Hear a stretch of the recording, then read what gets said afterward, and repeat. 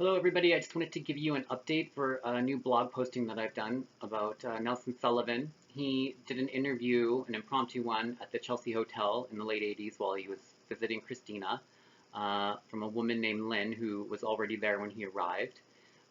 He handed her over the camera and she told him that I'd like to do an interview especially about the work you've already done. She focuses her lens on Nelson. He replies, I did so much work. I mean, I've done so much, I've forgotten it. And when I see it, it reminds me of all the things I've forgotten. There's so much more that we forget than we remember. Lynn asks him, does this have anything to do with the movie 2001? By this, she's referring to the fisheye lens that he uses in most of his videos. It looks the same, doesn't it, he says. Sullivan's face lights up at the mere mention of the film. I think that a fisheye lens is a lot like Hal in 2001. I think I may have been very influenced by that film because when I went to see it the last time, I had done some magic mushrooms, and I realized how many thousands of times I had done magic mushrooms and seen that film before. Every frame seemed like something I'd seen 1,000 times before. Lynn then asks, what do you think was the most important thing about the film? To which Sullivan responds, Hal's fisheye lens, because it's so distorted that it's obviously not reality. It's something from which you can reconstruct reality so you realize you are looking at pure information and not the real thing. I think it's interesting. It's an interesting concept because it's obviously not reality, which you're seeing, but you are seeing something from which you can reconstruct your own idea of what reality was. Sullivan goes on to say, in a fisheye lens, you get so much more information, even though it's distorted and doesn't fit together in the way that it does when you're really looking at it. You get so much more of a big picture, and that's why I like it. Nelson then gives an example of how he can get into a cab or an elevator and get 3 people into frame, which is something that you can't do with a regular lens.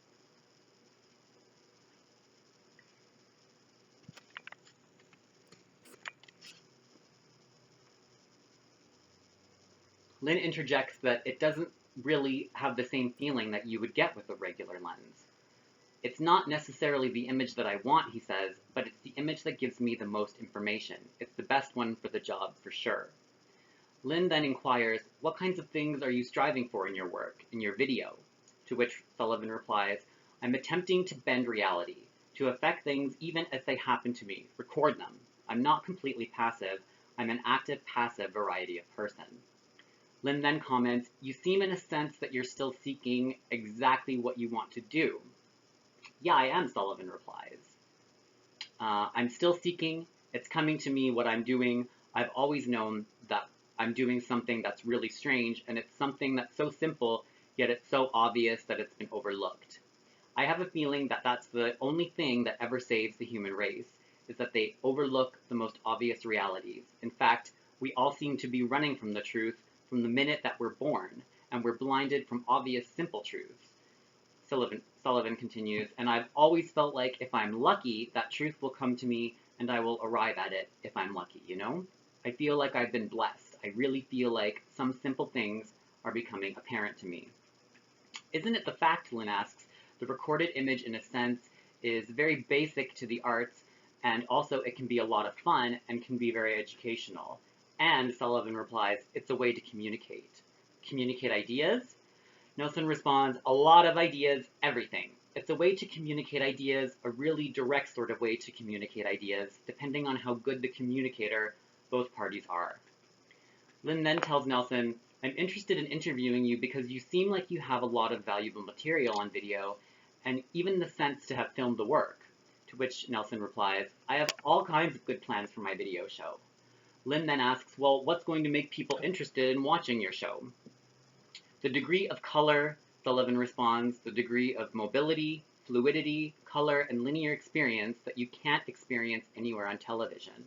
Done with my technique, a film crew can't do what I do. They're not flexible enough.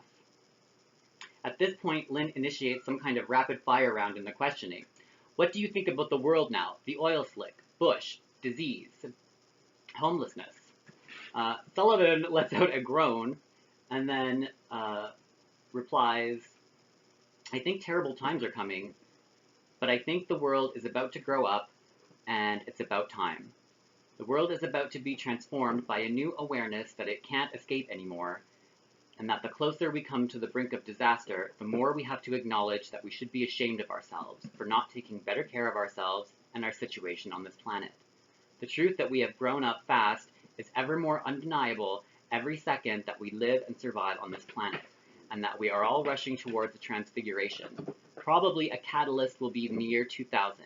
Even though it's an arbitrary calendar event, in a sense, it's the thing that will bind everyone in the world together and will make it hard for them to deny that we should really be on another plane altogether rather than the one we're on if we're going to survive. We have to do that. If you would like to view the actual footage of the conversation, you can find it on YouTube. It's titled Nelson Sullivan Discusses the Reality of Video in the Chelsea Hotel. Lynn spends most of her interview actually talking over top of Nelson, so it's a little bit hard to follow, but it's there if you're interested. So thanks for watching. Like if you like the content, because it motivates me to make more videos, and I will post a link to the blog below. Thanks.